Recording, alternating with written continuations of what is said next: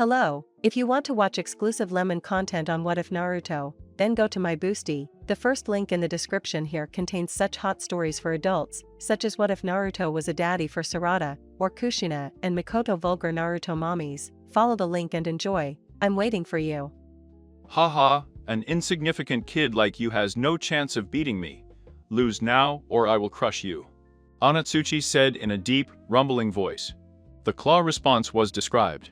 Scorch his pumpkin, look Onitsuchi straight in the eyes, and tell him, you will die. Quickly let the sixth game begin. It said. Onitsuchi waved his hands before pronouncing the name of his jutsu. On earth on rock, Onitsuchi said, as the ground began to shake. The ground split between the two fighters, as if an earthquake had occurred, lifting piles of rocks and pieces of debris, which flew towards Gaara and buried him. I win, Onitsuchi said, as he started to walk away. Suddenly, all the rocks surrounding Gaara were destroyed, and Gaara was unharmed. Maybe you? He was asked by Gaara, who used his sand to demolish all the rocks on the ground, crushing them into dust. Before sending a huge wave of sand at Onitsuchi and quickly surrounded him, leaving only his face uncovered. This is a real funeral. Sand burial, Gaara said, clenching his fist and crushing Onitsuchi, making him scream in pain, before dying in a storm of blood. I win, Gaara said in his stoic voice, before disappearing into a patch of sand, reappearing near the rest of his team. Winner, Gaara told Yate. Line break, the board checked the names again before landing. Tamari versus Hino Yamanaka. Tamari and Hino came down and faced each other. Tamari's face showed apathy, while Hino's showed determination mixed with concern. Let the seventh game begin, he announced to Yate. Hino jumped back and took a stance, while Tamari kept her facial expression impassive, while leaning on her fan. What? Are you not going to do anything? Hino asked him. Yan, why bother? You don't stand a chance anyway. Give up now and save yourself the embarrassment. He made fun of Tamari. Hino growled before attacking Tamari. Tamari stood still and continued to look at Hino apathetically. Don't say I didn't warn you, Tamari said without caring. Hino threw a punch that Tamari blocked with her fan. Then, Hino lifted his leg, but Tamari pushed Hino back with her fan, and then disappeared. Where she? She started Hino, before collapsing forward as she was hit on the back of the head by Tamari's fan. Well, I warned you already, Tamari said, still with an apathetic expression. Winner, Tamari told Yate. Tamari looked for Naruto's eyes and noticed that he was looking at her approvingly. Tamari winked at him before going up the stairs. Line break. Once again, the board checked the names and stopped. Kiba Inuzuka versus Chuji Akimichi Yahoo. Let's do it, Kiba encouraged, jumping down from the upper level. Chuji came down quietly. Let the eighth game begin, he announced to Yate. Tunneling Fang, Kiba shouted, as he jumped towards Chuji and started to turn. Partial expansion jutsu arm, Chuji said, as his arm tripled in size. Chuji used his arms to knock Kiba down. Kiba took a moment to think about how to deal with Chuji's expansion, and then smiled when he had an idea. Catch Akamaru, Kiba said, as he threw a red pill at Akamaru. Akamaru growled, and his fur turned red. Beastman clone, Kiba said, as Akamaru jumped on him, before turning into a clone of Kiba. Fang on Fang, shouted Kiba, charging at Chuji. Chuji crossed his still enlarged arms in front of him, blocking one of the attacks, but he was also attacked from behind. And couldn't block both attacks, so he was sent flying to the ground. Chuji got up and hit one of the spinning forms, but the Kiba he hit kept punching his fist. Chuji grunted in pain, but kept pushing the Kiba against his fist, until the other Kiba hit him in the back of the head, pulling him forward, but it wasn't strong enough to make him lower his fist. Ugh, my head, moaned Choji, who momentarily put his other hand on the place where he was hit. Then Choji opened his palm, and the Kiba that had been against his fist pierced it, but Choji dealt with the pain, and closed his hand around the Kiba. This match is over. If this is Akamaru, Kiba, you must give up, or I will smash it against the wall. And if you are the real Kiba, you will be knocked out, Chuji announced. The Kiba that was free growled earlier. to raise my hand and say, I, Kiba and Nuzuka, I quit. Shoji let go of Akamaru, who had fainted, and turned back into a dog, placing him next to Kiba before shrugging his arms. Winner, Shoji Akimichi announced to Yate. Phew, I'm going to be ruined when we go to eat barbako. Asuma thought, while Ino applauded. Good job, Shoji. You did really well. Besides, that was a good way to win, knowing that Kiba wouldn't take the risk of Akamaru getting hurt. He congratulated Shikamaru. Thanks, Shika, but it looks like it's your turn now. Chuji said as he pointed at the board. Shikamaru Nara against Urasu's side. This is very problematic. Shikamaru complained as he slowly walked down, while his opponent calmly waited. Urasu had a very heavy constitution. He was wearing shorts that reached to the middle of his thighs and a sleeveless black shirt with the headband tied around his neck. His legs had a lot of muscles, and he had a firm posture, while his arms were quite weary, as was his neck. In general, his appearance was quite funny. Let the 9th game begin, he announced to Yate. Urasu made quick hand signs in a blurred succession before saying the name of his attack. Flying Rock Wave Jutsu, Urasu said. When he finished his hand signals, the ground started shaking, and rocks and boulders started coming out of the ground, and hover in the air for about 2 seconds before they all flew at once towards Shikamaru. Shikamaru dodged the rocks and made a cross in front of his arms to protect himself from the small rocks. Shikamaru lowered his arms when he stopped feeling the rocks hitting him. Then he took out 6 shuriken and held them between his knuckles. He waited until Urasu used his jutsu again, but before the rocks started flying towards him, he threw his shuriken at him. Urasu dodged him back and started making hand signals for his jutsu again, but this time he had to dodge 6 kunai. Then he looked around and couldn't see Shikamaru. Come out of the closet, you coward, or I'll make you come out of the closet, Urasu shouted. Then he saw part of Shikamaru's jacket behind one of the rocks, and using his legs, he jumped high into the air, revealing the strength he had in those limbs. You're finished, he shouted as he came down and landed on the rocks, crushing them and crushing Shikamaru. Or so he thought. However, this was not the case, since there was only one jacket there, not Shikamaru. Shadow Possession Jutsu complete, Shikamaru said behind Urasu. Shikamaru then pulled out a kuna and held it against Urasu's back and said with a yawn, lose the right or die. Urasu blinked before sighing and declared that he had lost, and there he cancelled the match for you. While Shikamaru was returning, Chojibitalated, while Hino was in the background, drawing circles on the floor with her finger, muttering that she was the only one who failed in her team, even though she was the prettiest.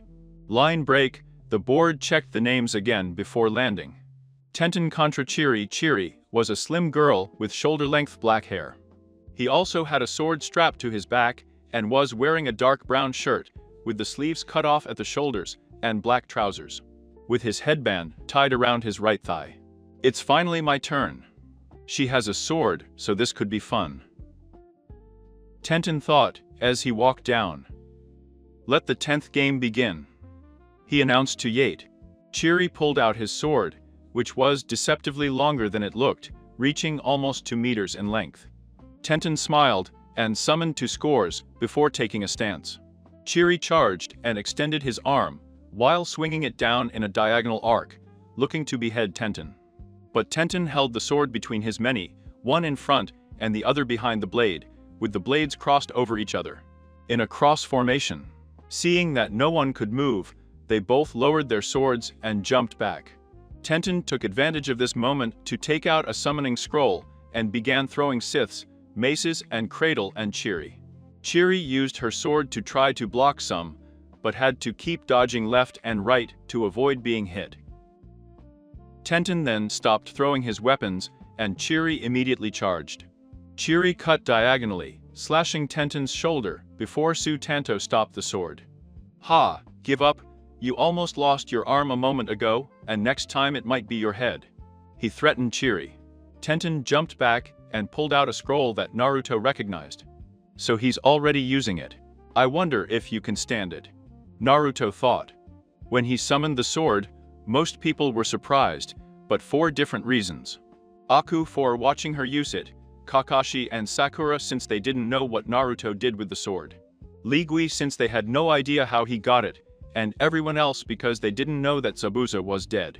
Or we wonder why the blade had one of the 7 legendary swords of the mist. You know, this blade is called a decapitating carving knife. I wonder if it's just a name, or if it suggests something, Tenten said conversationally, even as his face twisted into a smile. Tenten raised the sword and charged, aiming at Chiri's torso. Chiri put her sword in front of her and blocked the direct attack.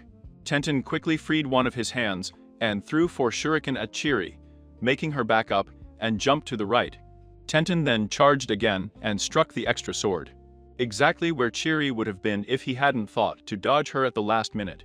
Chiri took this opportunity to charge at Tenten, but Tenten cut off Chiri's legs, inflicting a deep wound to her ankle. Chiri fell to the ground and felt the decapitating carving knife in the back of her head.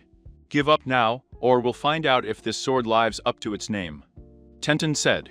Chiri sighed and announced that she was giving up. Winner, Tenten told Yate. When Tenten returned, Lee was crying and congratulating her on her youthful flames. And because she was dying for not having the opportunity to fight. Good job, Tenten, although I didn't expect you to be so good with that sword already, Naruto said. Yes, Tenten, your performance was magnificent, Lee said, with flames in his eyes again. Well, I'm a weapons specialist, so I made sure I could use any weapon. And the swords of the 7 ninja swordsmen are the most famous, so of course, I just had to know how to handle them. But you guys should concentrate on your matches, because there's a good chance that one of you will be next. You might even have to fight each other. Tenten finished. Lee looked at Naruto, and Naruto looked at Lee while everyone was thinking. That would be a youthful and amazing combination.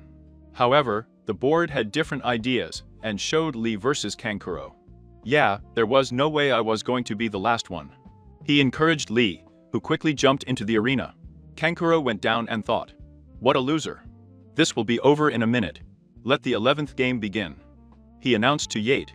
He charged at him and kicked Kankuro in the face, wasting no time and not allowing him to use what he had wrapped.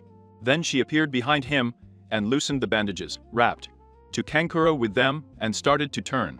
Primal Lotus screamed at him as he crushed Kankuro to the ground. When the dust cleared, he was bleeding from a cut on his chest, and a purple liquid mixed with blood was coming out. Phew, what happened? He asked her as he knelt down. The bandages surrounding what Kankuro knocked down with him opened to reveal Kankuro and Lesso. As I thought, in less than a minute, Kankuro said. How? Lee asked him. I'm a puppeteer and you attacked my puppet before, but when you wrapped him, he stabbed you with poison, and now your body is.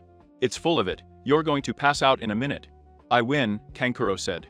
He looked at Gui, who gave him a thumbs up. Maybe not. You should not underestimate the handsome demon of Lee's village. The second door, the door of healing, is open. Lee shouted. Lee's wound began to close and he got up again, free from the effects of the poison. You may be right that this match will be over in a minute, but I won't be the one to lose, Lee said, before disappearing in a blur of speed. Lee kicked the real Kankuro this time and appeared behind him. At least that way you'll feel what your puppet felt. Ironic empathy, don't you think? Lee said as he loosened his bandages again, wrapping them around Kankuro's true form. Primal Lotus screamed at him, seconds before punching Kankuro into the ground, jumping up just before releasing him. Once the dust cleared, Kankuro was knocked unconscious. Ayat looked at him and knew that this match was over. Winner, Rogel. Please bring down the last 2 people who are still left to fight, Ayat announced as the doctors were taking Kankuro away. Naruto and Dosu got off. I will beat you here, and I will take revenge for what you did to my shoulder, Dosu said. Naruto looked into his eyes again, before averting his gaze to the ground, remembering the pain he saw and the reminder of his own life. But this was quickly followed by the memory of the condition his friends when he found them in the woods. The last game starts, he announced to Yate. Dosu charged, rolled up his sleeve, and punched Naruto's stomach. However, Naruto disappeared in an instant, leaving Dosu confused. I can say that you have had a difficult life, Dosu, full of a lot of pain, and I contributed to it myself. But you should give up. I don't want to kill you, but if we continue, you will lose and possibly die, since you are not fully recovered," Naruto said, appearing behind Dosu. "Well, if that's the case, I'll kill you first," Dosu declared, as he pulled out a kuna and threw it behind him to force Naruto away. "Very well," Naruto said, drawing his modified katana. Naruto charged at Dosu and cut him, hitting his glove, causing Dosu to growl as he pushed against him. Naruto took advantage of this moment to fall and sweep Dosu's legs, while giving his head a spinning mule kick, pushing him away. Then, Naruto appeared behind him and gave him a brutal hook, sending him through the air. "First cue." "Pain tail," Naruto said, as his tail coat began to form around him. Most of the Leaf Chunin and Hounen Pri. Those present were worried, as was the Hokage, and some of them were preparing to jump, but Kakashi was calm, as he knew that Naruto could use some of the fox's power without losing control. Given Kakashi's calm demeanor and the fact that, as his sensei, he would be the one he knew best. Naruto's abilities, no one acted at that moment, but remained on high alert. In an instant, Naruto had stabbed Dosu's knees and elbows with his sword, breaking the joints, while Naruto had plunged his sword into the Kyuubi's chakra. Naruto fell to the ground, landing on one knee with his sword extended to his right side, and Dosu fell to the ground, unable to move. As soon as Dosu fell to the ground, he sheathed his sword and stood up. "Be glad you're still alive after what you did to my friends," Naruto said, while waiting for him to summon you there. The match. As 2-1 can continue, the winner is Naruto Uzumaki, and with that these preliminaries ended. Finished to yacht. Everyone looked at Naruto in varying degrees of shock, and most of them thought something like when Naruto became so good or ruthless. While Gaara looked at him calculated, lately going over what he had said in his head. Line break. All the genin who made it to the final fell, and most distanced themselves from Naruto, who didn't care about anything. "Naruto, you were very young, in fact, for a moment, you were immersed in flames of Joe," Lee shouted, not realizing that it was the power of the Kirugi, not of the youth. "Naruto, that was pretty awesome, and I'm glad you never used that move on me in Wave," Aku said. "Yes, impressive, but don't you think it was a bit brutal?" Tenten asked him. Naruto looked directly at Tenten with red. He looked stern and noticed the uncertainty in his eyes. "Anyone who missed those who are important for me will receive only one opportunity for forgiveness. I warned him, and he did not quit, therefore I am completely justified. Besides, we're ninjas. Ninjas have to be brutal, or else it's not like our villages could be overtaken by people capable of doing even more brutal things than the ones you just saw. Don't worry though, I'll never use a move like that with my comrades," Naruto said, breaking his stern face with a smile as he said the last part, bringing some relief. It appeared on Tenten's face. The Hokage told them that the final exams would be held in a month to give them time to prepare and allow important dignitaries to arrive. Now, to decide who will face who in the final, everyone will draw a number, said the Hokage. After everyone drew and said their number, the matches were determined as follows. First match, Naruto vs Energy. Second match, Gaara vs. Third match, Sasuke vs Shino. Fourth match, Aku vs Chuji. Fifth match, Shikamaru vs Tamari. Sixth match, Tenten vs Sakura. Now you know who you will be facing, so use this month to plan accordingly, and also to rest and recover. Until then, let's postpone the session until next month. The Hokage is over. Naruto left and started wandering around Lee's village until he arrived at the hot springs and saw a 50-something man looking at the women's toilets. Pervert! Naruto yelled at the man, making him fall and hit the side of the hot springs. The women inside heard the noise and ran away, covering themselves while doing so and making the man cry. The man looked at Naruto and growled, "You just destroyed my research." The man shouted. The man was tall, with waist-length spiky white hair pulled back in a ponytail, with 2 shoulder-length bangs framing both sides of his face. He also had red lines running down from his eyes and was wearing a horned forehead protector, with the oil kanji in the center. He also had a noticeable wart on the right side of his nose. She was wearing a short green shirt kimono and matching pants, under which she wore a mesh armor that peeked out of the sleeves and legs of her outfit. Her outfit was completed with hand guards, a simple black belt, wooden sandals, a red cape with 2 simple yellow circles, and a scroll on the back. He also had a tattoo on his left palm, which appeared to be a tribal swirl-shaped mark. Yes, research. First, I know a hopeful white guy who smells like snakes, and now I know an old pervert who smells like toads, Naruto said as he walked away. Snakes? No, it can't be. The old man thought. Hey, wait, kid, what do you mean a white guy who smells like snakes? The old man asked him. Sai, I don't have time for this, I need to train for the final, but if you really want to know, it was a guy named Orochimaru. Later, pervert, Naruto said. Who jumped when it was over. So the legacy of the fourth met Orochimaru and moved away from him, interesting. Murmured the old man. Hey, it's the pervert, let's get him. Shouted the women from the bathroom, now fully dressed. Oh shit, I'd better run. Thought the old man, chased by about 50 angry women. Line break. I wonder if the pervert got away, Naruto said to himself as he walked around the village, looking for a good place to train in seclusion. Hey, I'm not a pervert, said the old man, appearing in front of Naruto. Oh yes, then what are you? Naruto asked him. I'm a super pervert, said the man, before summoning a toad and dancing on it while going over a clearly practiced speech. I am a man who makes women faint with his good looks, and that men tremble with fear by his very name, the sage of Mount Myoboku, one of the 3 legendary Sannin. I'm Jiraiya, the man finished. Boring, Naruto said in a monotone voice, causing Jiraiya to fall off his toad. Hey, little brat, show a little respect, I'm a Sannin by God, one of the 3 people in the whole country. A legendary ninja, Jiraiya said as he stood up indignantly. In my experience, respect is earned with the individual, not the title.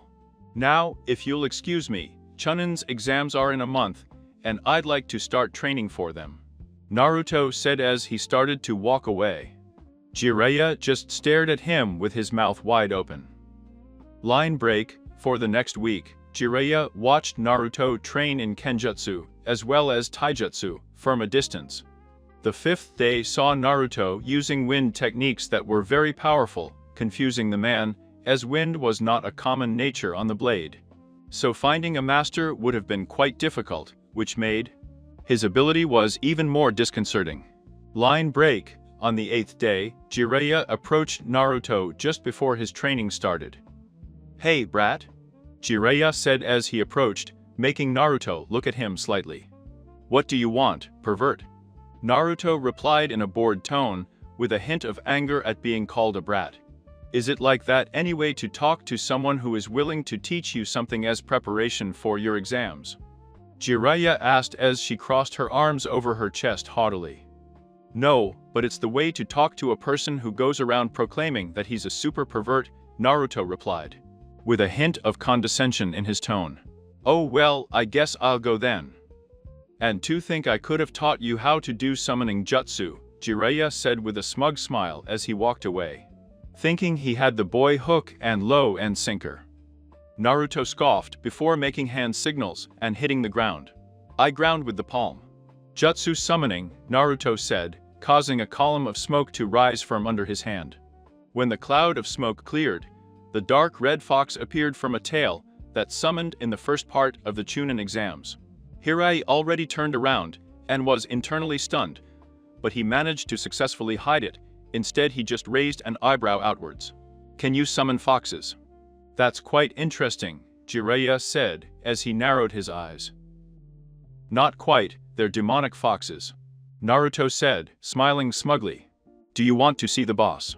Naruto asked him with joy in his eyes before starting to wave his hands again, which made Hirai already turn pale and run towards Naruto. In an attempt to stop him, Naruto stopped of his own accord and started laughing before falling to the ground, laughing the whole time. Ha ha ha, or man, that was really funny, I haven't pulled a prank on anyone in months, Naruto said, while still laughing. Hirai already chuckled because it was a good trick before saying, exhaling with a bit of relief. So you can't summon the Kirugi, that's a relief. Jiraiya said. Naruto instantly sat up. All trace of humor disappeared from his face as he corrected Jiraiya. Of course I can, I'm a man of my word, and if you don't believe me, Naruto said, pausing as he formed the first hand signal, which caused Jiraiya to start waving his hands in front of him, his face with nervousness. I believe you, I believe you. Jiraiya exclaimed frantically. Good, Naruto said, smiling as he enjoyed playing with Jiraiya.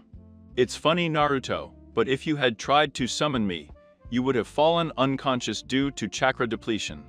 Kyuubi said. Maybe, but he doesn't know. Naruto thought happily. So, you wise pervert, what are you doing here? Shouldn't you be spying? Naruto asked him quite naturally. Well, I was thinking, and I realized that maybe you are enough mind worthy to receive some training from the wise toad himself. Jiraiya said. Naruto thought about it and recognized the fact that although he may be a pervert, he could be of great help. Okay, but first I want to test you to see if you are worthy of teaching me. Naruto said, putting emphasis on the you and me. Ha! Boy, I can take anything you throw at me. Jiraiya said, puffing up his chest. Sexy jutsu, said Naruto, as she turned into a busty blonde-haired girl with 2 pigtails and clouds covering her unnamables as she was naked. Instead of fainting from the blood loss as Naruto intended, Jiraiya just smiled and walked over. Boy, you're a genius, said Jiraiya, who was starting to drool from his mouth. Naruto sighed and changed again at Jiraiya's disappointment. Oh, I guess you're not that bad if you didn't pass out because of that. After all, I got the old man with this jutsu, so if you're still standing, I guess you're pretty strong. Naruto concluded. Or just a big pervert? Naruto thought bitterly. All right, brat, let the training begin. Jiraiya shouted, who still had some blood coming down his nose, much to Naruto's chagrin. Line break, 17 days later, line break, boy, you've performed really well, and you should be able to beat everyone on the test tomorrow. Jiraiya said with a hint of pride in his voice. Thank you, Jiraiya-sensei. Naruto said for the first time. Don't mention it, kid, but the most important thing is that jutsu you have learned is incomplete. There is still one more step to achieve it, Jiraiya said seriously. What's the other step? Naruto asked him, with a tone equal parts curiosity and surprise. Adding elemental chakra to it, revealed Jiraiya, who was glad to see Naruto's eyes open with ideas and realizations. Once you add an element to this jutsu, it will be complete, and you will have achieved something that neither me nor the room could ever do. Jiraiya said happily. Thanks for all your help, you wise pervert, and don't worry, I will master this jutsu within 10 days after Chunin exams. Naruto said, smiling as he jumped away. You know what, a kid, I actually believe you. Jiraiya thought, laughing. Line break, the next day, line break, I wonder if Lee is ready to train. Naruto thought, as he walked through the city, only to hear a cry of youth as soon as he thought about it. I guess that's a yes. Naruto thought, as he jumped up to find the place where the scream came from. Line break. That's it, Lee. Let your flames of youth explode. Lively boy. Why me?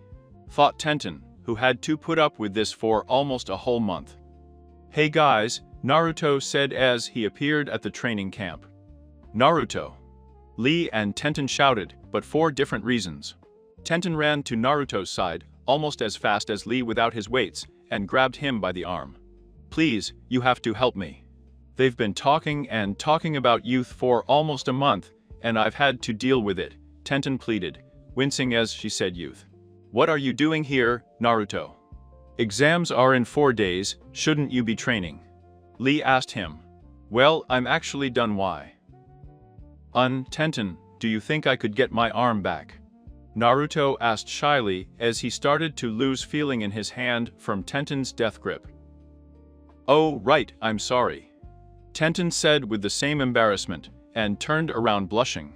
Wow, her arms are really hard and defined. Tenten thought, which was the cause of her blushing.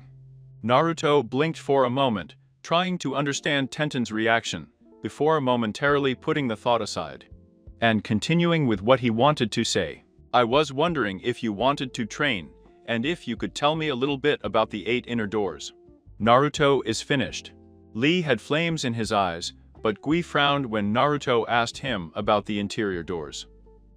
Naruto, why do you want to know about the 8 inner doors? Gui asked him seriously.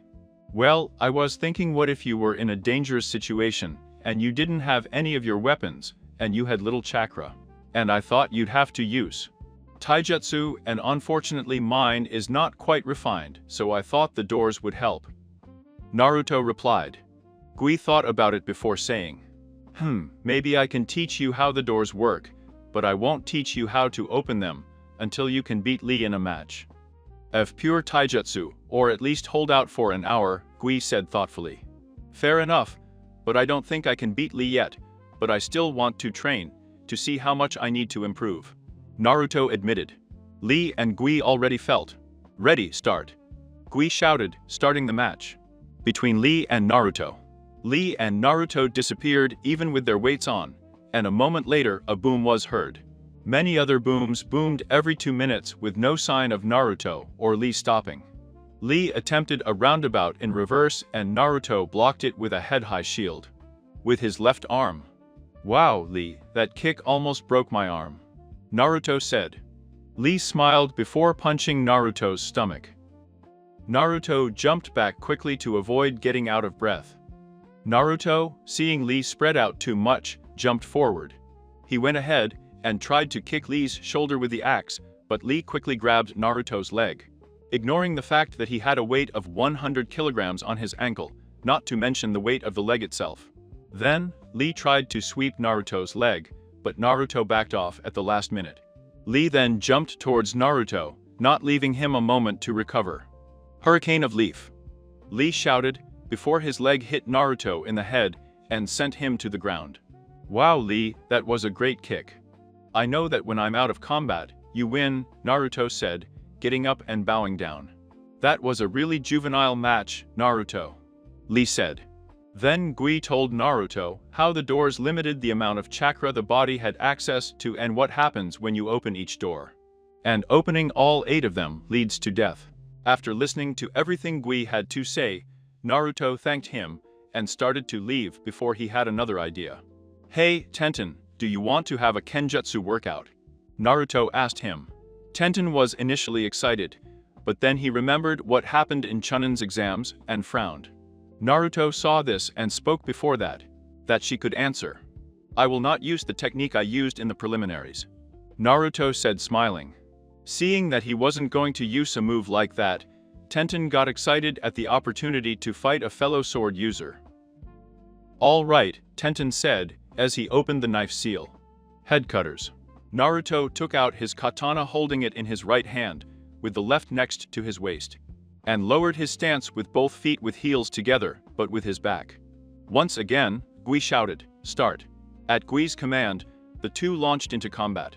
Tenten was using a very direct style, aiming at Naruto's limbs, while Naruto was using Monfox's style, which involved stopping and hitting the joints and vital points of the body. After getting dangerously close to having his arm chopped off, Naruto began to make use of his speed. He appeared behind Tenten and stabbed her kidney, but her quick reflexes saved her as she dodged him by jumping to the side. Naruto kept charging and was close twice, almost stabbing Tenten in the stomach and lungs, but it must be recognized that, although Tenten was not as fast as La, he was still very fast. However, eventually, Tenten struck Naruto's shoulder with his sword, which was barely stopped in time by Naruto's sword. However, this gave Naruto the opportunity he needed, as he quickly pushed against the sword, causing her to stumble, allowing him to get behind her and presses his sword into her back directly over her heart. I think I win, Naruto said happily. Tenten smiled before saying, maybe or maybe not. Tenten quickly pulled out his leg and swept Naruto's, but Naruto was grabbing his shoulder, so he didn't go through it, which caused Tenten to also fall and turn around. Eventually, both of them landed on the ground, with Naruto underneath Tenten, causing Tenten to drop his sword, and Naruto to drop his as well. Tenten looked at Naruto, and Naruto looked at Tenten, after about 10 seconds of staring at each other. Eyes, they both realized that the way they looked at that moment could send the wrong message about what they were doing. They both had a pink tint on their cheeks before Naruto said, "Let's call it a draw." Tenten was too embarrassed to speak, so she just nodded her head, and they both stood up. Naruto quickly took his sword and handed the sword back to Tenten, to which Tenten replied by muttering, "Thank you. A good, thanks for the trainings and the tips, we, read and try," Naruto said before jumping as fast as possible. "Back there your face was priceless. Ha! If this is how you react to situations like that, I can't wait until Kyuubi began. I can't hear you, Kyuubi." He repeated Naruto over and over again until the Kyuubi stopped. "Okay, kid, I'll let you wallow in your shame, but when you go to sleep today, I want you to hold your sword and insert some of our chakra into it. I have an idea to improve it," said the Kyuubi. It was already 9 o'clock when Naruto returned, so he went straight to sleep. Line break, the next day, line break, Naruto woke up. And he saw that his sword had changed. It was now 75 centimeters long, and the blade was completely black. And the only color was 9 red fox tails that came from a small fox with ruby eyes on the handle. The handle was made of gold with a citrine embedded in the hilt, which represented a powerful symbolism and regeneration, an appropriate representation of both an Uzumaki and the Kyuubi. "Fox, this is the most amazing sword I've ever seen in my life," Naruto thought excitedly. "Well, you're going to give it a name. All great swords have a name." Kyuubi asked him. "Hi, Kyuubi, what's your name?" "I don't think your name is just the nine-tailed fox or Kyuubi," Naruto thought. "I was wondering how long it would take you to realize that. I guess you're not as dumb as you look," Kyuubi said laughing. "Okay, so my real name is Kurama," Kyuubi said. "Today, then, I will call this sword the Claw of Kurama," he declared Naruto in his mind. "Whatever," said the fox, who was surprised that Naruto named the sword after him. "All right, it's time to start my workout for the day," Naruto said out loud as he jumped out the window. Line break, final exams day, line break, Naruto, Sakura, Aku, Shino, Neji, Tenten, Shikamaru, Shoji, Tamari and Gaara were all in the center of the stadium next to a special jounin that they had never seen before. She had dark brown hair and brown eyes. He was wearing his forehead protector like a scarf and the standard jounin suit. He also had a senbon needle in his mouth. Naruto approached him and said, "Excuse me, but where is Yates-sensei?" The special jounin looked at him before sighing and said, he couldn't come today, so I will replace him. I'm Genma, and I'll tell you what happened after the final." Naruto frowned at the vague answer, but nodded anyway, before returning to Aku and Sakura. "Poor child. Why do I have to be the one to tell a child that his sensei was found dead?" Last night, Genma thought. Line break, the Okage got up and welcomed everyone to Chunin's exams before telling Genma to start. Everyone except Naruto, Uzumaki, and Nijiryuga could go up to the observation area, Genma said. "Your destiny is to lose against me today," Neji declared arrogantly. "Please don't start talking about fate," Naruto said jokingly, before turning his blue eyes towards Neji. "Because fate has nothing to do with me beating you today and making you pay for what you did," Naruto said with a deadly calm tone. "First match, Naruto Uzumaki vs Neji Yuga. Start," shouted Genma. "You should give up now and get away while you can, or I'll humiliate you. My destiny is to win here today," Neji said arrogantly. "Wow, you geniuses always have huge egos. I can't believe the stadium can take that," Naruto replied mockingly. "You will pay for your insolence, Yakugan," Neji said, as he took the soft taijutsu-style fist. Neji charged at his opponent, while Naruto just stood there waiting for Neji to attack him with the technique of the 8 trigrams, 64 palms. When Neji was going to hit the first chakra point, Naruto channeled chakra around him and let it gush out of him all at once, causing Neji to jump back and partially protect his eyes. "Now that you've taken the first step, I think it's my turn," declared Naruto as he disappeared in a burst of speed. Neji's eyes rolled quickly, as he frantically looked around, trying to find Naruto, but he couldn't find him. Release of wind. Sword of emptiness. Naruto shouted, blurring directly in front of Neji and cutting his sword, which threw many thin, but wide wind blades towards Neji. Neji was too close to dodge it, so he quickly turned and emitted chakra from all his points. 8 trigrams of rotation of the palm. Neji shouted. The crowd was quite surprised. Yuga's collection, by seeing a branch member learn his most powerful techniques from the main branch, and the rest of the crowd to Naruto, a supposed loser, pushing the prodigy Yuga so fast. Well, I have to admit that it was a pretty good move, otherwise there was a good chance that you would have been broken in half. Naruto said, smiling happily, before adopting a serious expression. However, this is not over yet. Naruto finished, as he started making hand signals. Style of fire. Great fireball jutsu. Naruto said, unleashing a huge fireball that headed towards Neji. Neji did not hesitate, and made a quick substitution, saving himself from a very likely death in flames. Once the fire and smoke cleared, a pile of ashes was all that was left at its previous location. Naruto couldn't find Neji, so he made 4 clones, and sent them to the corners of each stadium, while Naruto closed his eyes and waited. After a few moments, Fortuna and struck and dispelled all of his clones. The memories he recovered of the trajectory from which they were hit told him where Neji was. Naruto disappeared again, and appeared behind Neji, and knocked him to the ground with a punch. Neji, I really feel sorry for you. You talk about fate controlling everything, but you're desperately trying to fight it, Naruto said quietly, before sighing. Mockery that you would know about fate, you are just a loser. Neji declared arrogantly. If that's the case, then I guess you're worse than a loser, because I know a lot more than you. Naruto said, before stopping to think. Naruto touched his chin with a finger, showing that he was thinking, before snapping his fingers. Aha, I got it. I was trying to think, what do you call a person who is losing against a loser? Do you know what I call a person who is losing against a loser? Neji laughed. Naruto. Neji, angry, got up and attacked Naruto, and once again tried to use the 8 trigrams, 64 palms. But due to Naruto's impressive speed, he only managed to close 16 points on each of Naruto's arms. I've sealed the stitches on your arms, and you can't do jutsu anymore, you're finished. Proctor, call the fight or I'll kill him. Neji said, looking at Genma. Genma was about to say it before Naruto laughed. Neji turned to look at him and growled. Do you think that would stop me? I could open my points right now, but instead I'll show you not to underestimate people by using only the skills that your teammates use. Taijutsu and weaponry, Naruto said, as he slowly drew his sword, allowing everyone to see her well. Those more skilled with weapons realized that this sword was something special and could drive all kinds of chakra, including the elemental chakra, to a very high degree.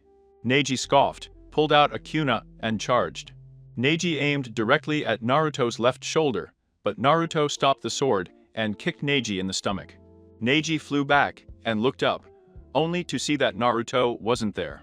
Instinct was the only thing that saved him as he rolled to the right, avoiding Naruto, who had fallen from the sky, and hit his sword directly where Neji's stomach was before rolling away.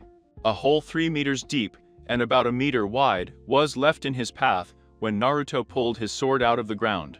Naruto charged chakra and forcefully reopened his chakra points, using part of the Kyuubi chakra mixed with his. Then, Naruto sheathed his sword again and adopted the initial demon fox-style fighting stance, which had him with his back leg, which was his left leg, bent, and his front leg, which was his right, curved in front of him, looking towards him, forward and left, while having his left arm held at his side, and his right arm held partially between his body and head, with his fist directly in front of his neck, allowing him to be able to attack or defend in any time. Neji used his eyes and analyzed the posture and couldn't get in. Find no weak point. Neji was a little worried now, as he realized that his opponent must have a reasonable skill in taijutsu to have such a strong guard. Neji crouched down Henelfist style, and they both stared at each other. Line break. Wow, Naruto, you are Doing pretty well, don't you think, Shikamaru? Chuji asked him. Sigh, how troublesome, Shikamaru replied, but he was also watching the match carefully, and couldn't help but wonder how and when Naruto had become so strong. Yes, it seems that Naruto has excelled quickly since the academy. And now he has become someone who it would be illogical to underestimate, which seems to be what his opponent is doing. Shino spoke, saying the most words that many people had ever heard him say. Yeah, it seems like Naruto is too much for Neji, don't you agree, Tenten? He commented slightly. Tantena felt, but kept her eyes on the match. Gaara looked at him with his usual impassive face, but inside he was excited and curious. So this is the power he talked about.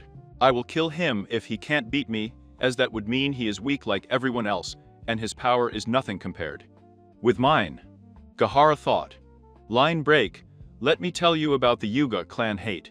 You and almost all these villagers don't know what's going on, but the Yuga has a special mark, a curse mark, that it puts on all the members of the branch. This mark is used to keep branch members at bay. Neither you nor everyone here has any idea what it's like to be branded with a brand that controls your life, Neji said angrily. Naruto flashed a small smile of understanding before speaking. Neji, I want you to listen to me now, it's you who has no idea about me. You may choose not to believe it, but I have an imprint that has pointed to me all my life.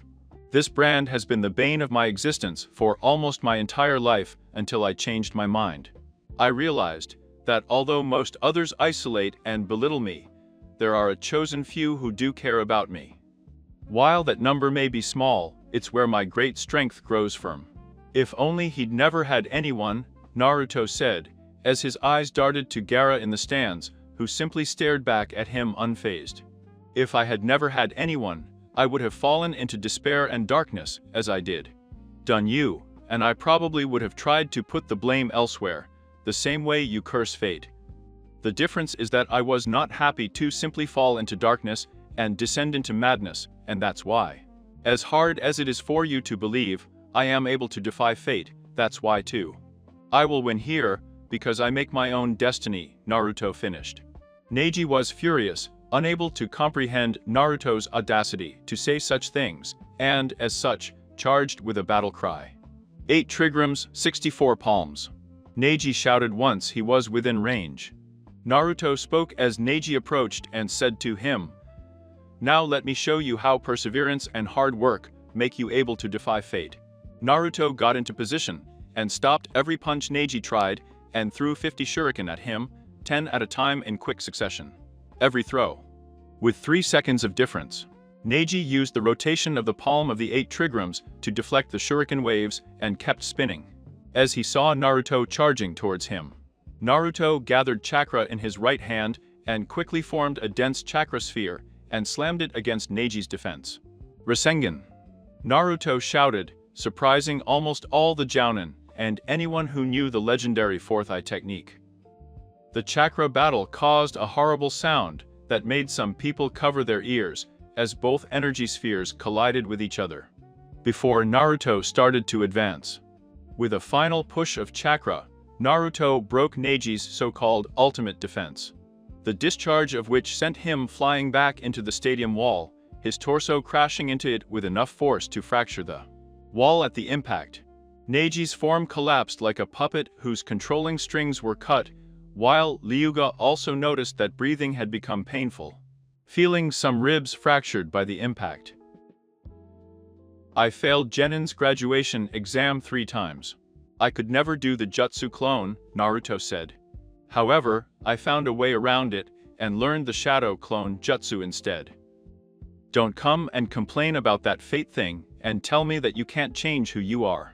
I did it, and you can do it too, because after all, you are not a failure like me. Naruto is finished. Winner, Naruto Uzumaki. Genma announced. Everything was silent until after a while some clapping started, which soon increased in volume. Naruto helped Neji to get up when the doctors came out, and Naruto smiled at the crowd before walking away. Naruto Uzumaki, the boy who disappeared, knows fate. Neji thought as the doctors took him away. Line break, Naruto walked to the contestants area and received quite a few congratulations from Lykoji. A lazy thumbs up from Shikamaru before muttering problematic, a cautious look from Tamar, and an intense look. Gahara, concentrate. You did very well, Naruto. Sakura said.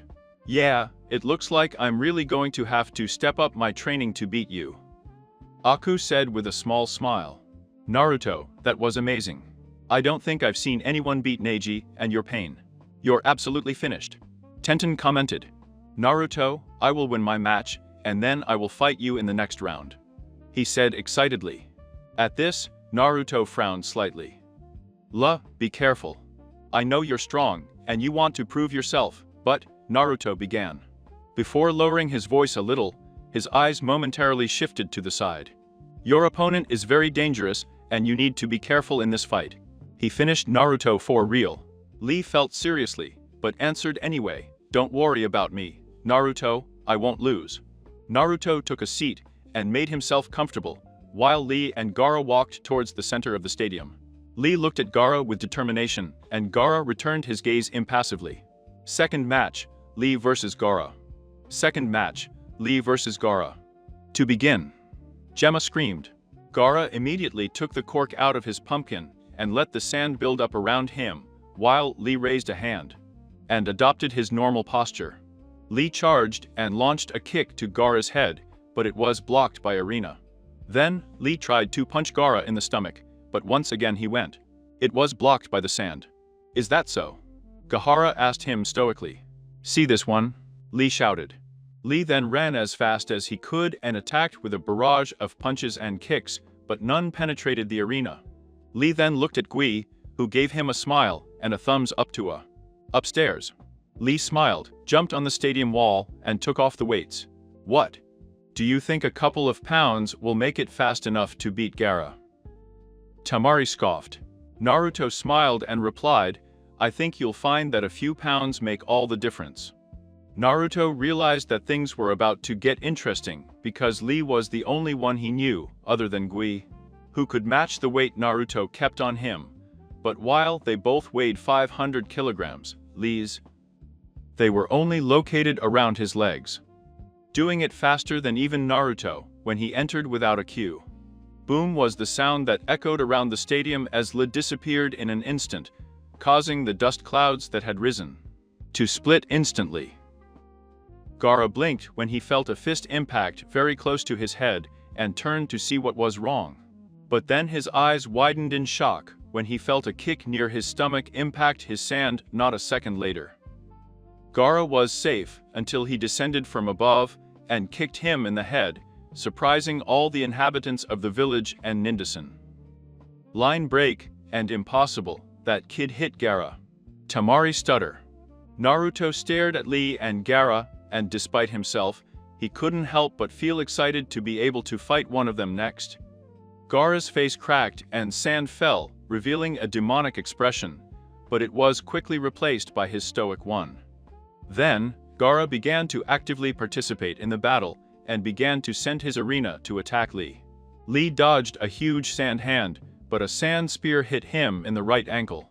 He grimaced at the huge hole in his leg, which was almost the size of his palm, and proceeded to open the first door. At which point he charged at Gaara and kicked him in the air. She then appeared behind him and wrapped him with her bandages before shouting Primal Lotus. However, before touching the ground, he grimaced at her and closed his eyes because of the pain in his ankle, before crashing Gaara to the ground. Gemma looked and thought it was all over, but still she waited. When the dust cleared, he saw a Gaara-shaped shell of sand in a deep crater. What? How? Lee asked in shock, as he couldn't think of how Gaara could have escaped. There was a dark laugh coming from Lee's left, so he looked over and saw Gaara emerging from a wall of sand. You are strong? Ha ha, you'll make me feel alive. Gahara shouted as she raised her arm and literally threw a wave of sand towards Lee. Lee was too tired to dodge it after opening the first door and crashed into the wall and screamed in pain. After a while, the sand subsided and everyone could see that Lee's arms and torso were bleeding copiously. When another stream of sand came towards Lee, the green-clothed ninja surprised everyone when he managed to jump and completely dodge her without too much difficulty. It seems that you are a more than worthy opponent, Therefore, I will take this third door seriously. Door of life, open it. She screamed at him as her skin started to turn red. Everyone assumed that she would attack him, but many were surprised when her chakra production kept increasing before she screamed. The fourth door, the door of pain, is open. La then disappeared in a swirl of dust before reappearing under Gaara and kicking him. He continued to kick Gaara and then appeared on top of him and hit him, then appeared under him and kicked him, and continued to hit him until he knocked him senseless, sending the boy flying with each impact. The ninja in the stadium heard the sound of Lee's muscles tearing, so Lee moved to end things. Lee then grabbed a strip of cloth that wrapped around Gaara. Lee tightened the strip of cloth and drew the helpless Gaara towards him, preparing his final attack. Fifth door, boundary door, open. Reverse Lotus. Lee shouted immediately after opening the door, seconds before Gaara was within reach. Lee clenched his fist as he gave the cloth one more hard pull before hitting Gaara in the torso, crushing the sand ninja to the ground. Making a crater out of him with the impact. Lee collapsed on the floor soon after, holding onto his right ankle, which was bleeding profusely. Gaara was lying under his pumpkin that had turned into sand at the last minute, saving him from becoming unconscious. Gaara raised his hand to the side and said, "Sand coffin." As the arena closed around Lee's right leg and arm, Gaara prepared to clench his fist. "Sand burial." He screamed, trying to crush Lee's trapped limbs. Gemma quickly saw that Lee had finished and went to intervene, but stopped because Gui had already intervened. "Why is that?" That was all Gaara could say. "Because he is my student and very valuable to me," said Chico. He began to stand up, which caused many to remain with their eyes wide open. "No, La, it is," Gui began, before he saw that La was unconscious. "Or La, what have I done?" Gui whispered through tears. The winner of this match due to interference, and because his opponent could not continue is Gaara, Gemma announced. There was silence for a minute, while everyone was shocked by this turn of events, before some respectful applause started. The doctors took La out, closely followed by Gui, while Gaara returned. Gaara stared at Naruto, but then quickly looked away and clutched his head in pain. Line break, could the next contestants come down? Genma asked him. Shino walked towards the stadium, but Sasuke was nowhere to be found. Line break, the Hokage stood up, ready to disqualify Sasuke, but the Kazekage spoke. Surely you could postpone the match. I'm sure many would like to see the Uchiha fight, and many would be disappointed if you cancelled his match. Just push him all the way, and then if he doesn't show up, disqualify him by all means. He suggested the Kazekage. And Ruzan had to admit that many came to watch Urkia's fight, so he quickly told one of his guards to deliver the message to Gemma. Line break, Gemma was upset about such a big deviation from the rules by a ninja, and didn't like it at all. But still got the message across, while maintaining her professional demeanor. As Sasuke Uchiha is not here at the moment, his match will be delayed until the end. If you do not show up at this time, you will be disqualified. In the meantime, the participants of the next battle will be coming down, Genma said lazily, with just a hint of annoyance seeping in. Shino just turned around and went back up, while Aku and Chuji went down. The third match, Aku versus Choji Akimichi, begins. Genma shouted. Choji immediately accumulated his chakra and then used his expansion jutsu. Then, Choji quickly stuck his head and limbs in and rolled forward, looking to end the fight quickly. Human rock, Chuji shouted as he rolled straight towards Aku. Aku stood there calmly, but quickly made hand signals and counterattacked with his own attack. Ice Dragon Jutsu, said Aku, the temperature. In the sand he suddenly came down. As soon as Aku said this, the moisture around the ground rose up and turned into a dragon about 3 meters long and 1 meter wide. The dragon charged at Chuji and, at the last second, turned and wagged its tail, pinning Chuji and sending him against the wall. Chuji's speed slowed down considerably, even though he was still in his rock form, but that was all Aku needed. Aku threw 12 senbons, all of which hit Chuji around the pressure points on his legs and torso. Please, give up. I don't want to hurt you anymore. Your legs are numb, and your torso is weak enough to knock you out with a few blows. Aku said. You are right, but I can't give up now. Not yet. If I can get through his attacks, I should be able to get to him. He thought. Chuji. You may be right, and I should probably quit, but I still have a move that I think can give me an advantage. Chuji said heavily. His breathing was now much more difficult because the pressure points on his chest had been hit. Choji took out ropes tied to Kuna and put them on himself. Expansion jutsu, Choji said again, before expanding, with the Kuna and now wrapped tightly around him. Pointed human rock, said Chuji, who then started rolling towards Aku and breaking the ground as he approached him, moving a little slower than before, but causing much more damage to the environment.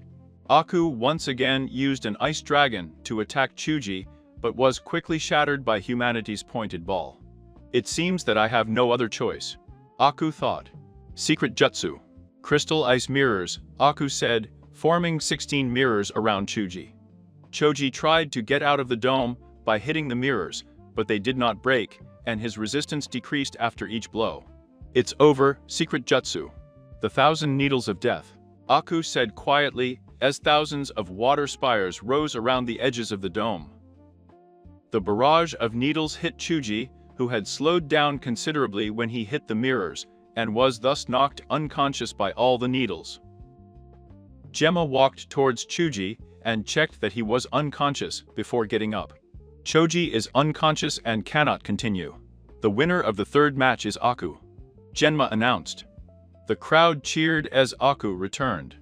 Good job, Aku, Naruto told Aku when he rejoined the group. Thank you, Aku said nodding, before returning to the sea, inside the stadium. Line break, could the ones who will fight in the next match come down? Genma asked him. Tamari jumped up and seemed really excited, which led Shikamaru to think if he should even fight. Sigh, maybe I should just give up, Shikamaru said. Shikamaru, you'd better go down there, because if you don't, I'll tell your mother, Hino said in a disgustingly sweet voice. You wouldn't, Shikamaru said uncertainly. Oh come on Shikamaru, even Choji came out and did his best, at least you could do the same. Naruto said. That wasn't enough motivation for Shikamaru, so Naruto gave him a little push, literally, that sent him over the bar. And into the rink. Fucking troublesome blondes. Shikamaru muttered. Gemma blinked before controlling her features with a small cough. One is fine. The fourth match, Tamari vs Shikamaru Nara, begins. Genma said. Shikamaru lay there while Tamari charged at him. Sigh, I knew this would be troublesome, Shikamaru muttered. Shikamaru jumped to the side away from Tamari, who had just lowered her fan, causing a rather large indentation in the already damaged floor. Well, I could finish this quickly, Shikamaru thought. He threw two shuriken at Tamari, and she rejected them. Seriously, that's all you can do? That's pathetic, teased Tamari. Yes, definitely you. I'll finish so early, Shikamaru thought. Shikamaru threw a kunai, but it wasn't aimed at Tamari. In fact, it was aimed at the wall near the crater that had been created during the previous match.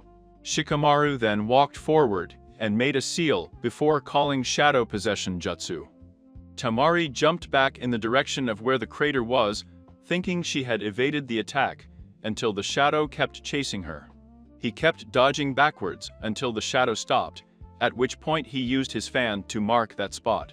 So it seems that you cannot go beyond this point with your shadow. I guess that's bad for you, Wineskite Jutsu, Tamari said, which ended with her swinging her fan, sending a tornado of wind towards Shikamaru. Shikamaru barely managed to jump behind the trees, which moments later had deep cuts carved by the jutsu. It's time to end this, Shikamaru thought. Tamari waited for Shikamaru to emerge, knowing that getting close was a bad idea.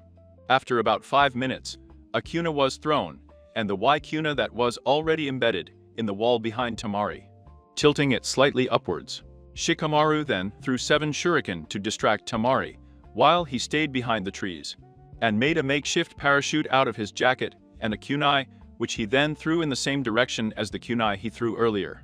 Shikamaru started charging at Tamari, who then retreated to the crater to stay away from him. Jutsu of Possession of the Shadows, Shikamaru said, as his shadow started to run towards Tamari. Tamari noticed the distance and was pretty sure that he would not reach her, and therefore, she was surprised when she had to jump back to prevent him from reaching her, not realizing that he was getting closer. More and more to the wall? We're almost there, Shikamaru thought. Shadow Possession Ujutsu complete, Shikamaru said, smiling slightly. How? Tamari asked him in a state of shock. I'll show you here, Shikamaru replied, as he turned his head back and made to the right, prompting Tamari to do the same. Tamari's eyes widened when she saw that the kuna and that Shikamaru threw at the beginning of their match was creating a shadow behind her, with her jacket suspended close to him. I used those 5 minutes behind the tree to prepare all this. The crib and tilted the shade of the sun close to you, but it needed a little more time to be in position.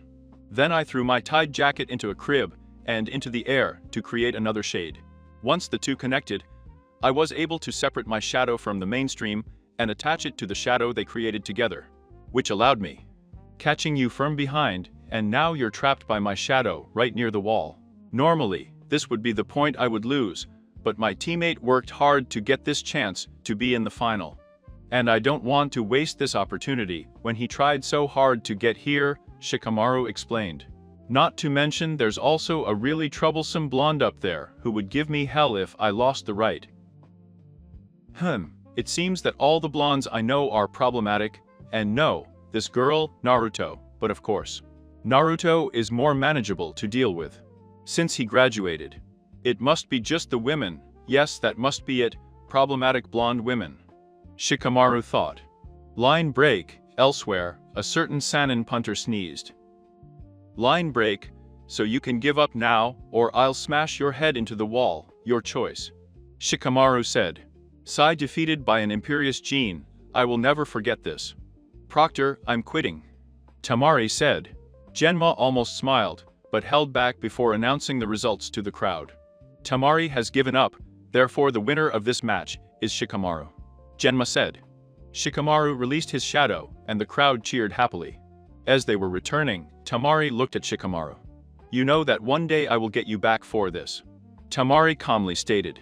Shikamaru simply shook his head before muttering, damn troublesome blonde women. Line break, could the participants of the next match come down? Gemma requested. Tenten came down, and so did Sakura. The fifth match, Tenten vs Sakura A1, begins, Genma announced. Tenten drew 6 kuna, and Sakura drew 5 shuriken. Sakura threw the shuriken, and Tenten threw all his kunai except one. Sakura then started running towards Tenten, but Tenten threw her kunai, stopping her in her tracks. Afterwards, Sakura made 4 clones in an attempt to confuse Tenten, but Tenten simply threw a gun at them all, revealing the real Sakura who got hit in the arm. Sai, this really isn't what I expected. I thought you'd be much better than this. Although I would normally say that it is due to the fact that you are a newbie, there are also 4 other newbies who are not so pitiful. I respect you enough for trying, but really, give up now and save some appearances, Tenten said. Sakura didn't know what to do. She had been outplayed from the start, and it didn't even look like Tenten was serious. She's right, I can't do anything. I have almost no jutsu outside of the basic jutsu of the academy and my taijutsu. It's not enough to beat her, but of course, I can't even reach her to try. Sakura thought helplessly. Well, I still have some moves I can use, but thanks for your concern, Sakura said before making a hand signal and calling it a demonic illusion. Death Mirage Jutsu. To Tenten, it seemed that Sakura had disappeared in a swirl of leaves. Tenten looked around, but couldn't do much to his annoyance, until a loud voice caught his attention. Read, let your flames of youth explode, and run off into the sunset, a familiar voice said, causing Tenten to turn around and watch a sunset, with Louis hugging and crying. No, not this, not again, Tenten thought, starting to panic. Fortunately, Tenten knew what would happen next, so he closed his eyes and quickly stopped and turned on his chakra. That was so disgusting. Tenten said, annoyed as she clenched her fists, turning to look at Sakura, who was trying to sneak up behind her. Holding a crib, and that's it. To force myself to relive what I already had to endure for a whole month. You'll pay for that, Tenten said angrily. Tenten pulled out a scroll and began summoning weapons at an alarmingly fast rate. Sakura used the substitution jutsu about 6 times, but she couldn't use it anymore after that, due to running out of chakra. So she ended up with 12 cradles and lodged in her arms and legs before to collapse. Gemma approached Sakura and saw that she was still conscious, but she was in too much pain to continue. And besides, all her chakra had been exhausted. Sakura cannot continue, therefore the winner of the 4th match is Tenten, Genma announced. Tenten came to his senses again and went to help Sakura. Surprise Sakura. Why did you help me up? Sakura asked him. Well, other than the horror you just put me through, you did the best you could, and that's nothing to feel bad about. Tenten replied. If you don't mind me asking, what did you see? Sakura asked him curiously. Tenten blinked before answering. The sunset genjutsu of Laiwei. Sakura blinked before shaking. I'm sorry. That movement even scares me. Sakura said, mortified. Line break. When Sakura and Tenten left, Tenten went up the stairs and Sakura with the doctors. A swirl of leaves appeared in the center of the rink. Sasuke and Kakashi appeared in the whirlpool. Hi Union, we're not late, are we? Kakashi asked him. No, you're just on time, Genma said. Shino Abura, could I get off so we can start the 6th game? Genma requested. Shino obeyed and went down, while Kakashi came over to find out how the matches were going. Kakashi was not very surprised to hear that Sakura lost, but he was significantly surprised that Naruto had won. And even more so to hear how he had won. He didn't even have to use the 9-tailed fox chakra. I wonder what he did in this last month. Not to mention that to hear that he managed to learn the Rasengan in a month is ridiculous. It took me almost half a year. And even Hirai already needed 3 months. Kakashi thought, before turning his attention to the stadium floor. Line break, 6th match, Sasuke Uchiha versus Shino Aburame, it starts. Genma said. Shino rolled up his sleeves and let his bugs out. Sasuke activated his Sharingan and observed that all the insects were slowly trying to crawl around him. I'm sorry, Shino, but your insects won't come near me, Sasuke said while taking a deep breath before screaming. Style of fire. Fireball jutsu. Shino jumped back, and his insects did the same, but the ones that were approaching Sasuke were incinerated, which made Shino frown. Shino then took out 6 shuriken and threw them at Sasuke. Sasuke jumped back to avoid them, but his eyes opened when he saw that they were made up of insects. Sasuke took out 4 of his own shuriken and threw them at Shino, who quickly exploded into a cloud of insects. Fire style, Phoenix Flower Jutsu. He called out to Sasuke, which caused 20 small fireballs to come out of his mouth and hit Shino's insects. Sasuke saw Shino jump near the trees to avoid the flames, which caused Sasuke to smile. Then, Sasuke launched a Kuna and 2 shuriken, and a windmill shuriken in quick succession. All of which Shino dodged before they embedded into the trees. Then, Sasuke slightly threw his head back, which caused his weapon strings to tighten around Shino. Fire style, Dragon Flame Jutsu. He called out to Sasuke before the flames came down from his mouth and ran along the ropes that were tied to the weapons he threw earlier. And they soon engulfed Shino in a blazing fire. However, the Shino that was burned was simply an insect clone. The real Shino appeared somewhere on the right before speaking, while raising his hand. Proctor, I resign. It would be illogical to continue when more than half of my mistakes have been destroyed, because even if I win here, I would lose in my next match. Shino said. Gemma nodded, understanding Shino's reasoning. Before announcing the result, Shino Aburame has lost the match, therefore, the winner of this match is Sasuke Uchiha. The crowd cheered when the first round concluded, and then everyone was told that there would be a 15-minute break before the second round started. The 15 minutes passed in the blink of an eye, and it wasn't long until Genma called the next pair. Naruto and Gaara walked around ready for their match. While they were facing each other, Gaara spoke to his opponent. Mom wants me to kill you. Gahara said. Gahara, the Shukaku may want you to kill me, but I will defeat you here now. And show you that true power comes from fighting for the people you care about, Naruto replied. Genma waited, and seeing that they had finished talking, he prepared to announce the start of the match. Now we will start the second round of Chunin exams. The first match starts, Naruto Uzumaki vs. Gaara. Genma announced. Gaara quickly released the cork from his pumpkin and let the sand accumulate at his feet. Naruto took out 4 shuriken and threw them in Gahara's direction, before making hand signals and upgrading his shuriken. Wind style. Gale palm. Naruto said, as he gathered his chakra.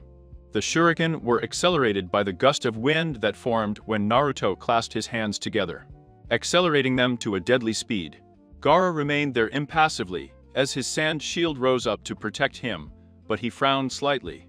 When he crashed into the sand wall and almost broke through. It seems that you are quite capable, Uzumaki, so it looks like I will have to actively try to win here. Gaara said in the same tone of voice, before raising his left hand, and in doing so, directed his sand towards Naruto. Naruto jumped back and started to run away from the arena.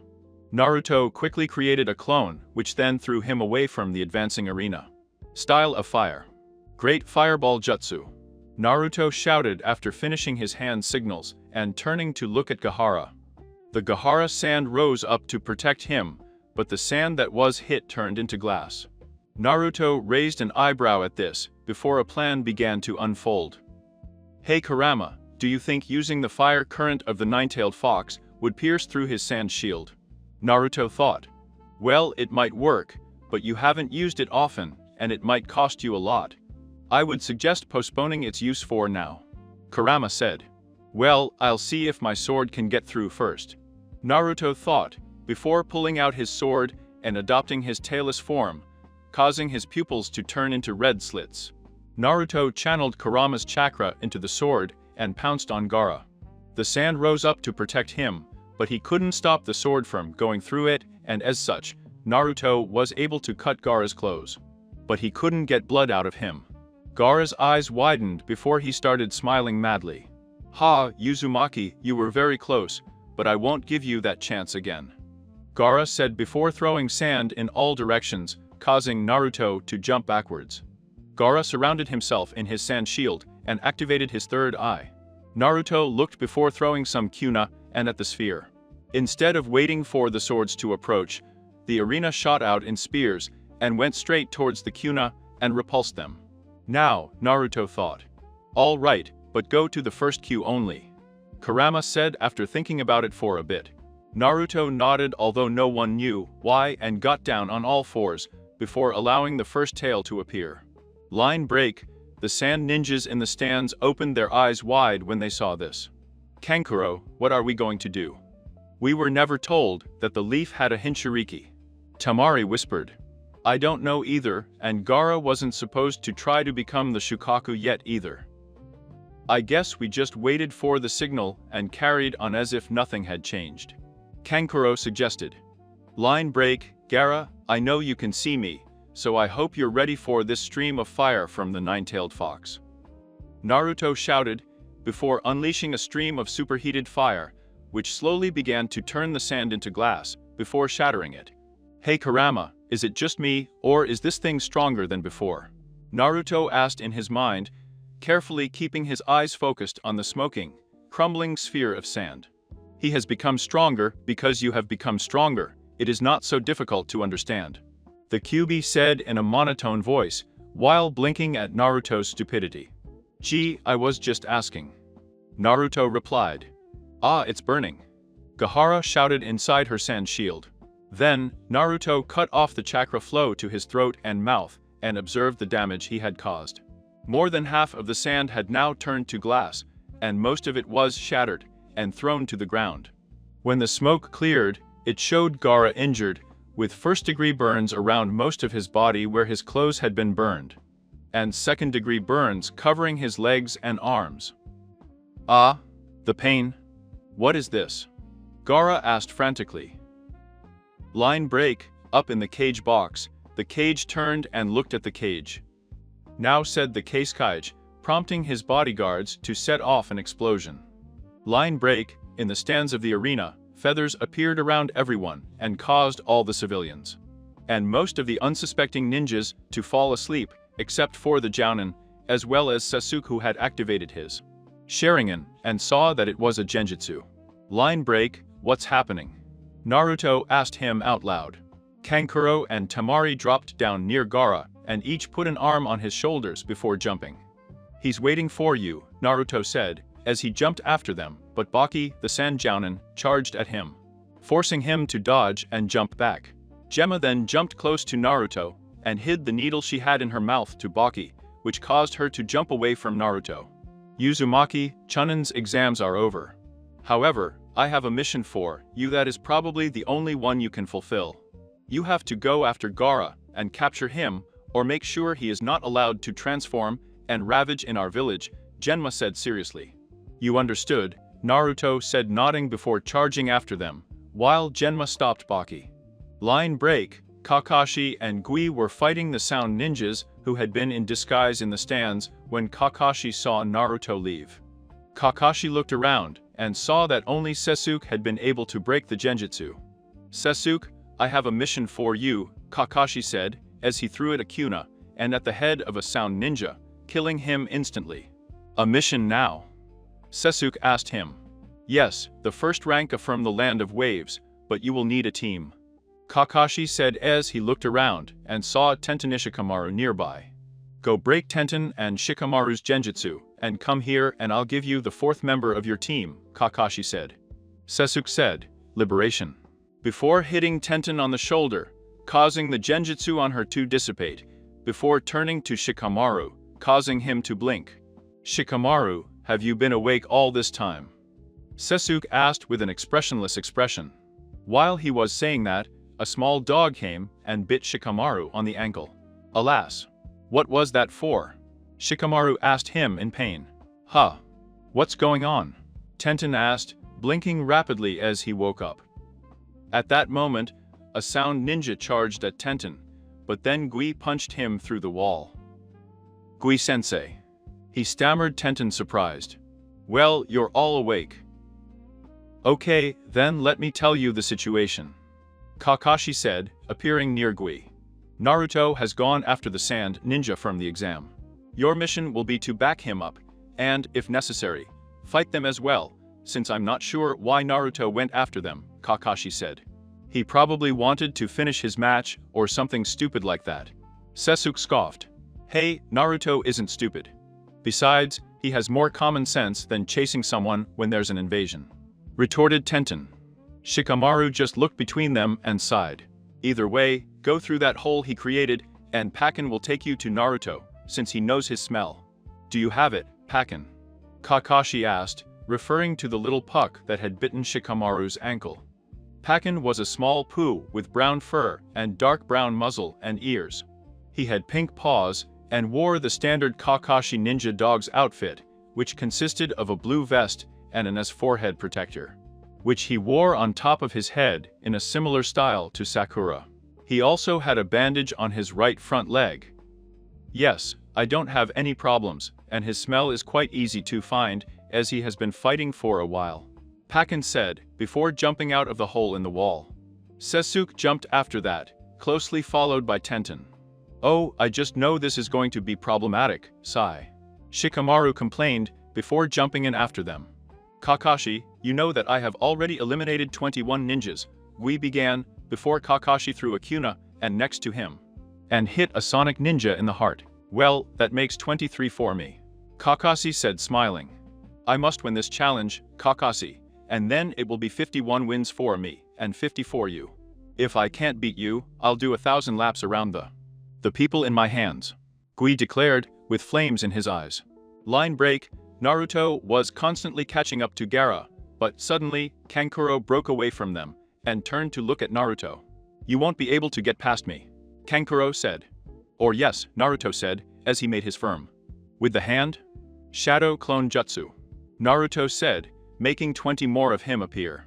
Dealing with him, Naruto ordered his clones, and they all nodded slightly before Naruto threw one of his crib. And 3 pointed about 500 meters away and disappeared in an orange spot. Damn it! I'm sorry, Tamari, I couldn't stop him. Kankuro thought, before taking out Crow, now newly repaired. Kankuro planned to destroy the Naruto clones as fast as he could so he could return and help Tamari. But the puppeteer quickly discovered that it was easier said than done. To see him, as he was met with a constant attack of blondes with swords. Line break, Shikamaru, Pakken, Tenten and Sasuke were jumping between the trees, following Pakken to get to Naruto, when, suddenly, Pakken stopped and raised his paw.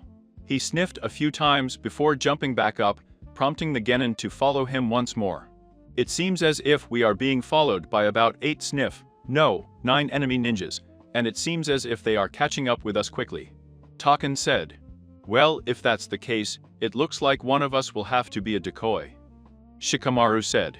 However, for one person to face 9 enemy ninjas, well, let's just say the odds of survival are not in that person's favor. Shikamaru continued. Besides, we can't afford to lose Pakken, because he's the one who leads us to Naruto, which is our mission. This means that it will have to be one of the 3 of us who will have to be the decoy. Unfortunately, all we have is a weapon, Happy Kunoichi, Shikamaru said, prompting Tenten to glare at him. And Uchiha that despite his ability, he always manages to get overlooked due to his arrogance, Shikamaru said, causing Sasuke to look at Shikamaru as well. Finally, there's me, a lazy cloud, who watches vaguely and would rather be sleeping right now than doing anything. Shikamaru said bluntly. However, most likely, the lure will die. Shikamaru finished. It's okay me, Sasuke began before Shikamaru interrupted him. It has to be me. Sasuke, your firepower will be needed in case Naruto needs help, and Tenten, you're mainly a medium to long-range support. Which means if you can't keep them at a distance, you won't last long. Also, Shadow Possession Jutsu was mainly designed as a distraction technique, so if you think about it, I'm the best choice to be able to distract them and survive, Shikamaru said, before stopping and turning around.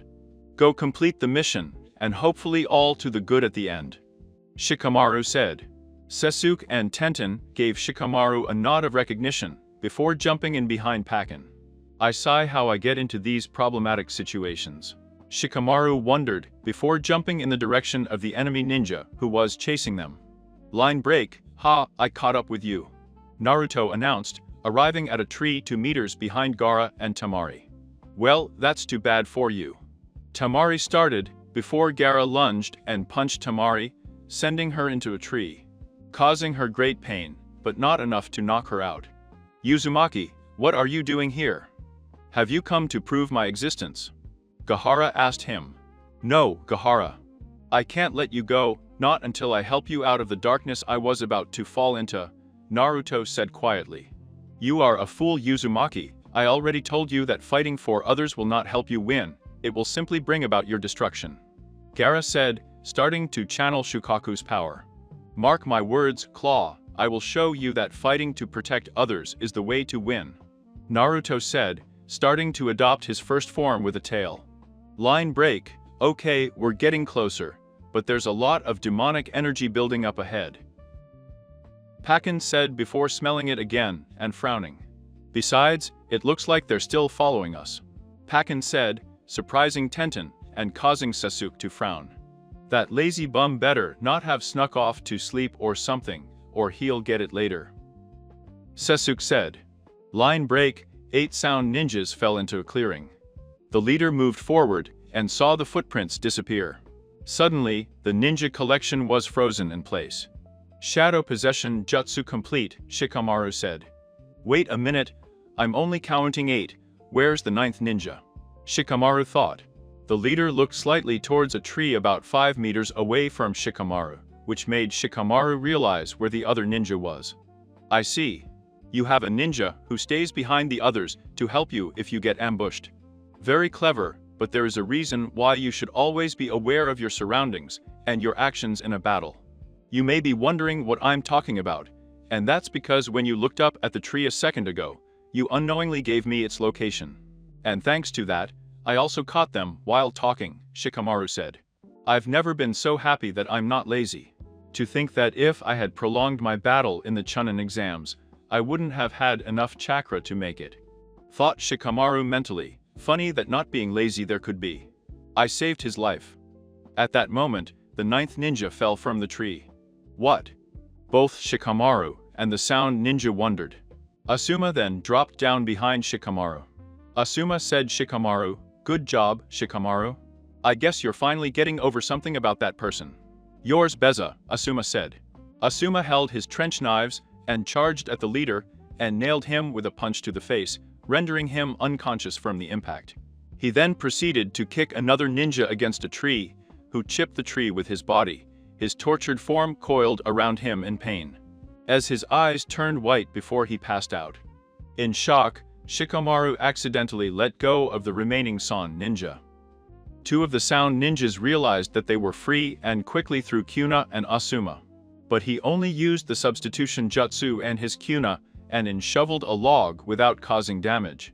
Asuma then let himself fall and hit the heads of both of them on the ground, and then hit with both arms two more who charged at him, sending them crashing into a couple of trees that fell by the force of the attack. Then, Asuma blocked a crib and was thrown with his trench knives and ran towards the ninja who threw him, before grabbing his arm and hitting his knee on the back of the sound ninja, causing a loud groan of pain. Then, Asuma quickly threw that ninja against the last one left, sending them both together towards a tree, before rushing off and hitting and elbowing the mass of humanity, causing one to pass out in pain before hitting the other one in the jaw, knocking them out. "Rest now, Shikamaru, you did well," Asuma said. Shikamaru just yawned and relaxed. "Line break, the ninjas don't follow us anymore," Taken said. "I guess that ass is good for something," Sasuke said, a small smile appearing on his face. "In any case, we have already reached them, they are beyond those trees," Pakken said. "All right, let's go," Tenten said. "Wait, I'm really not cut out for fighting, so I think I'm going to have to leave you alone for now," Pakken said. "Okay, you've done enough," Sasuke said, before Pakken turned to Smoke. They arrived and saw a blonde covered in a red shroud with a tail and what appeared to be a half-raccoon, half-human figure, looking like a raccoon from head to hips and human-looking legs sticking out underneath of that, talking to the blonde covered in red. "Well, Uzumaki, you said that you fight better than me because you have something to protect." Then Claw started before throwing two sandballs and pinning Sasuke and Tenten against a tree each, catching them both off guard. "If you don't hit me, then your two friends there will die," Gaara said. Sasuke, 10-10. "No, there's no way they're going to die here today," Naruto growled angrily, before storming into the third queue, avoiding the second one. "Well, my people, this was it from my side. I hope you will like it as much as I did making it. Leave your like, share and subscribe. A greeting and a hug.